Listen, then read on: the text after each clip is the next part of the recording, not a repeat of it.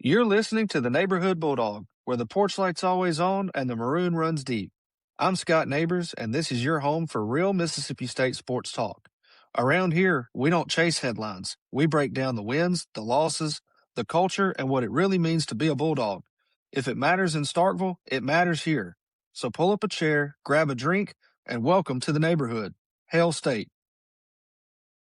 Welcome into another episode of the Neighborhood Bulldog, where we are going to get you geared up for a massive, massive series this upcoming Easter weekend between the Georgia Bulldogs and your Mississippi State Bulldogs at Duty Noble Field.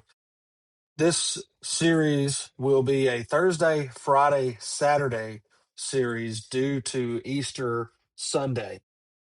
But that does not mean anything for what this series means as a whole to both of these teams' seasons. Georgia, who is coached by former Mississippi State Bulldogs Will Coggin and former Bulldog catcher, my good friend Nick Amorati, having a monstrous year, especially offensively, just smashing home runs left and right. We'll get into that a little later. But two former Bulldogs coming home, except they're in the wrong dugout. Georgia coming to Duty Noble, coming in 24-6 overall with a 7-2 SEC record. Mississippi State comes into this series 25-4, also with a 7-2 SEC record. As we talked about the other night, both of these teams are tied with the Texas Longhorns in a three-way tie for first place in the SEC.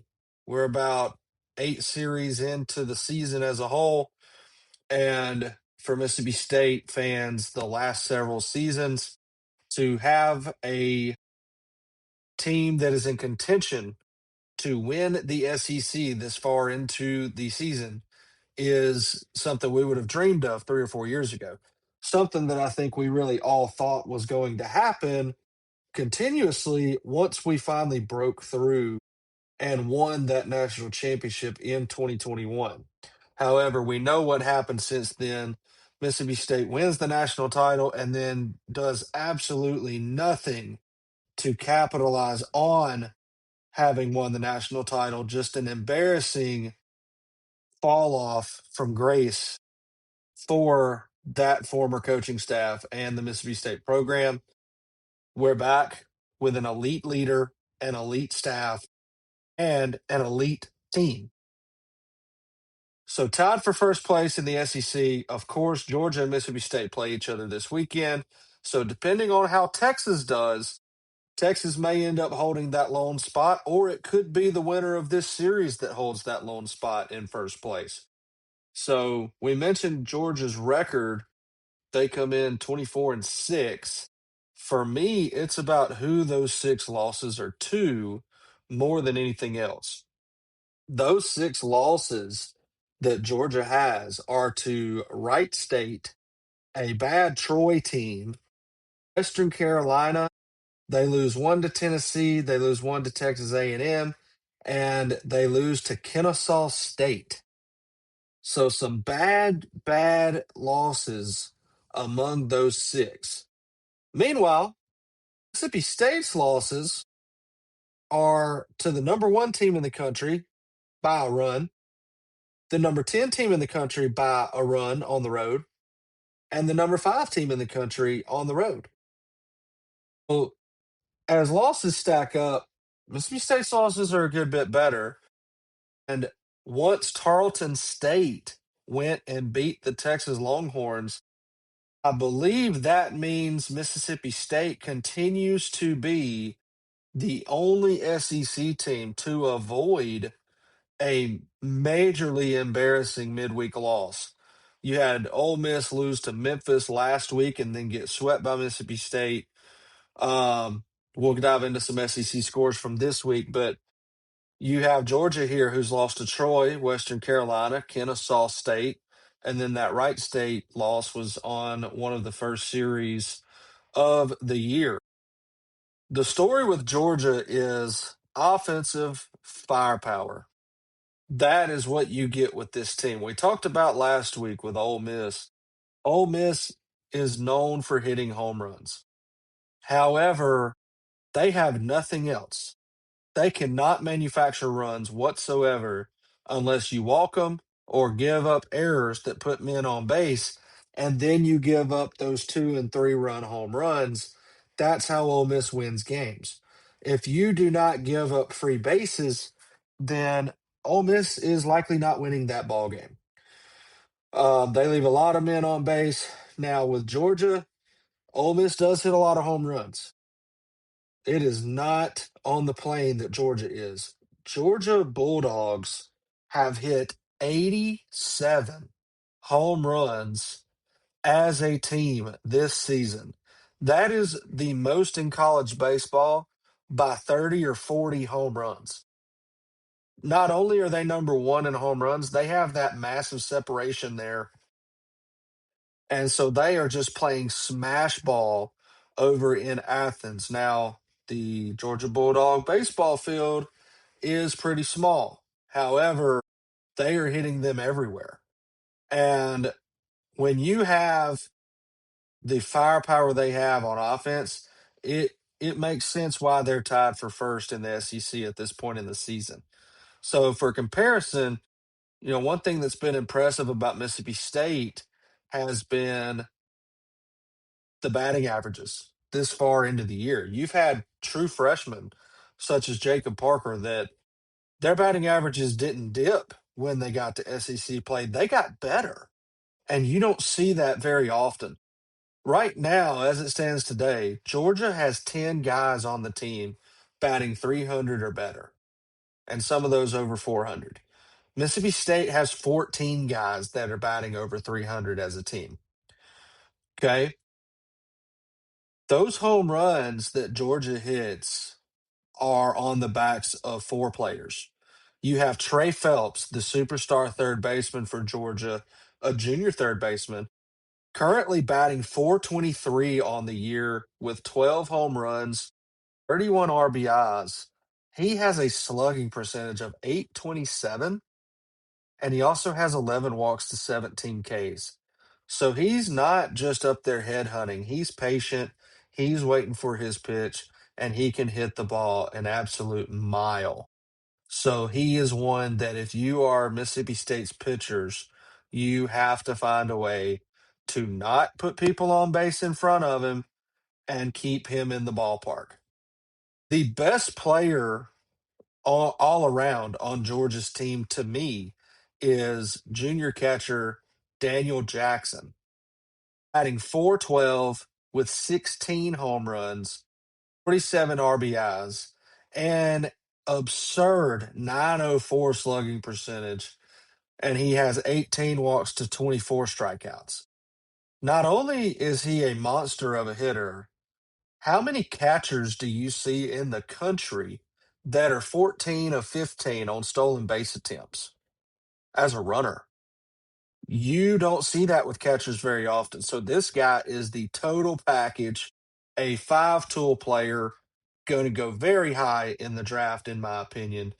But those 16 home runs and 47 RBIs are just absurd. Then you're followed by Colby Branch, shortstop for Georgia. He's batting 272, but also has double digit home runs with 13, 34 RBIs, a 699 slug, 19 walks to 29 Ks. So he does strike out a little bit. Um, and then rounding it out with Brennan Hudson, 11 home runs, 261 average, 25 RBIs, 768 slugging, 17 walks to 16 Ks. So again, another patient hitter. That's what I like to see. I like to see batters where your walks and strikeouts kind of match up and are pretty even or within a few of each other. That tells me you're not just up there swinging at anything. So those four players are the four players that are in double digit home runs for Georgia. How many players does Mississippi State have with double digit home runs? The answer is zero. Ace Reese is leading the team with 8 home runs, I believe. So you're talking about a lineup that Mississippi State pitching has not faced yet. And so, yes, this series is extremely important for us to win. And my goodness, if we could sweep, that would just be the cherry on top. But this offense is going to score runs against Mississippi State. They are going to.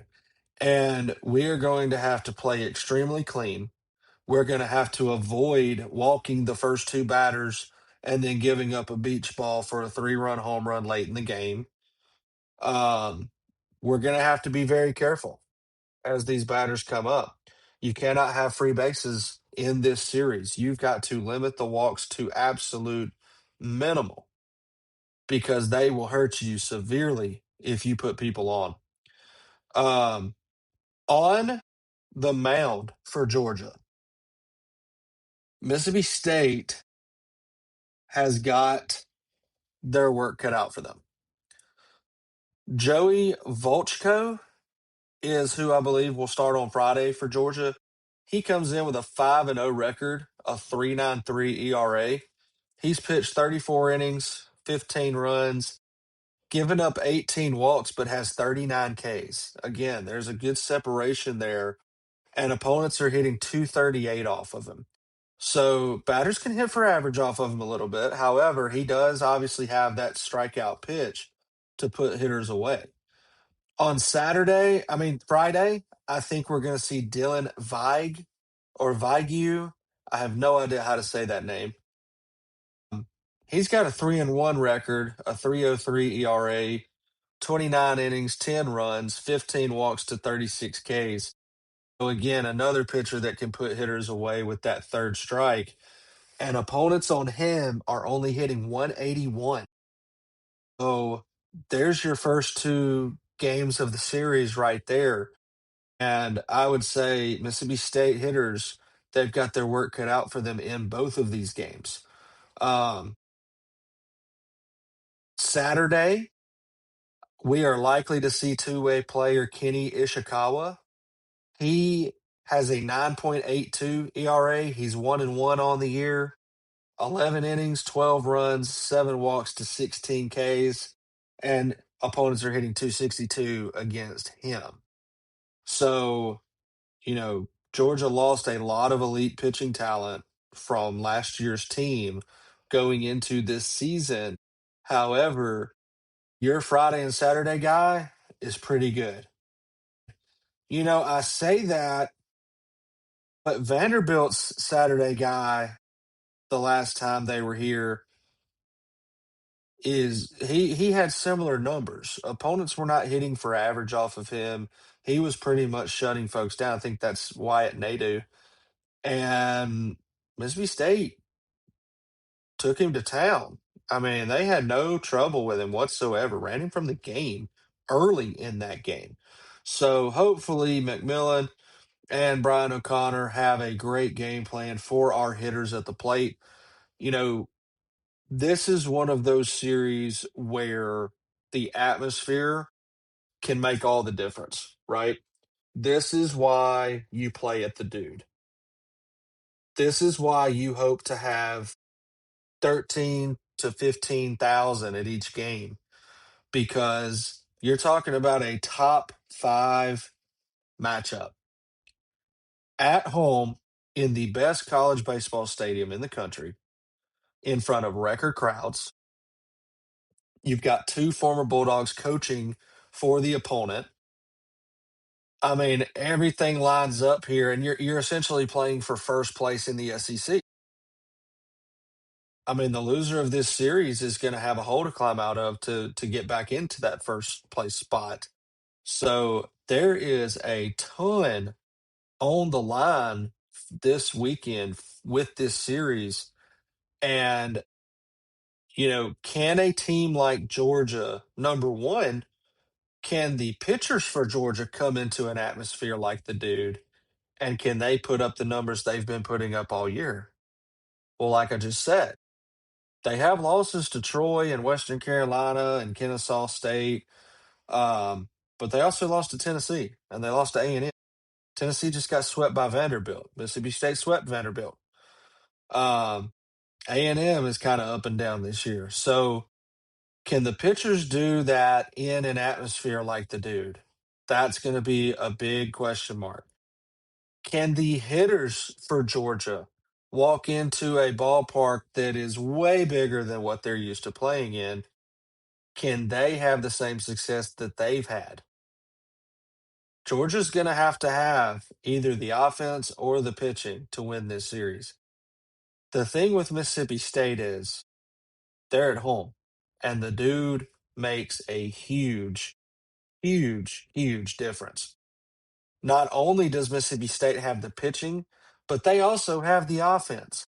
It may not be bomb ball where we're hitting 87 home runs, but Mississippi State gets barrels, consistent barrels, hard contact, line drives to the outfield, and Brian O'Connor's not afraid to bunt. We're not afraid to run. We can manufacture runs in many, many, many different ways, and we have seen so far this season Mississippi State win ball games in a ton of different ways. So we have had the blowouts. We've had the one-run games where we had to drop a bunt perfectly and get somebody on second and then get a base hit to score them to win a game. We've seen us win in a variety of different ways. So that makes me confident that Mississippi State can win this series. This is a huge one. It is absolutely massive. Um, Last week, with Ryan McPherson out on Friday night, Brian O'Connor and Justin Parker chose to go with Charlie Foster, the lefty, to fill that Friday night role. And he had struggled up to this point in the season, and even having multiple opportunities to show what he could do, he still struggled. So Brian O'Connor and Justin Parker put a ton of trust in Charlie Foster on the road in Oxford against a ranked Ole Miss team, and he absolutely delivered. If Charlie Foster pitches the exact same way that he pitched at Ole Miss, then we will have no trouble with this Friday night game. They have chosen to let him roll again. So we're going to go Foster, Valinkas, and Stone this weekend. And if Charlie Foster can do what he did last week, I am extremely confident. I'm already confident in Valinkas. The other good thing we saw on Saturday, Valinkas was clearly off a little bit. He still pitched well, but he was still a little off and not his usual precision, sharpness on his sliders. You could tell something was off with him, but he got right. He settled in, pulled it back in, and he did what he had to do. And I'm very confident in Valinkas to get the job done in that game too. Now, Duke Stone on Sunday. If it's Stone versus Ishikawa, again, I feel great about that, but Stone's going to have to bring the walks down. This is not a team that you can serve up beach balls to and say, oh, we have a big lead. We can just throw it and let them do whatever they do. They will win if that's the case. We cannot do that with this Georgia Bulldogs team. You cannot give this team momentum. You cannot. We remember what happened a few years ago with the play at the plate and Johnny going after him and just what a situation that was. If that happens this series, we will lose. I 100% tell you. And make no mistake, we remember what happened that series, and Georgia does too. They're going to have a chip on their shoulder coming back because of that play that happened. And don't think they haven't watched that this week on tape. They have seen that on tape multiple times, and they want some payback for that. So we cannot let emotions get the best of us. You cannot give them any momentum. If they do, they will run away with it. This series is massive. I cannot wait to see what happens. I love this matchup. You have a bomber ball lineup against a lineup that does it a different way in manufacturing runs. You have two pitching staffs that have been dominant on the season. Um, this is going to be a good one, a really good one. This is what we built the dude for, was matchups like this that grab national attention. So we will see what happens there. Getting into some scores this week around the SEC, notice I did not recap the Mississippi State Grambling game. There's just not much to say there. Mississippi State pitched several people like they usually do. Ends up getting the run rule win there, 12 to nothing. Looking around the rest of the SEC on Tuesday, Ole Miss played an 11 a.m. game against Little Rock, and that game was close. That game was close for quite a bit. At one point, Little Rock even had the lead, and Ole Miss ends up pulling away there 7-4. Georgia beats Georgia State 14-9. Kansas beats Missouri. I mean, Missouri is just absolutely awful. Tennessee takes care of Austin P. Kentucky and Miami of Ohio. Kentucky gets that win 14-11. So a very high scoring game there. South Carolina beats Wofford 11-1. And Wofford, a very good team from the SoCon Conference. And South Carolina maybe finding some new life with Monty Lee there as the interim coach for them. Vandy takes care of Belmont, Oklahoma over Oral Roberts. Texas A&M blows out Sam Houston. Alabama beats Jacksonville State by 1 run, 4-3. But again, Jacksonville State currently 9-0 in Conference USA play. A really good team out of that conference. Texas beats Texas State. Again, Texas State, a great Sun Belt team. However, Texas only beat them 10-8. And we've already seen Tarleton State beat Texas. LSU takes care of Southern University 16-6. And then three surprising um, outcomes here. Florida coming off of sweeping Arkansas in Fayetteville.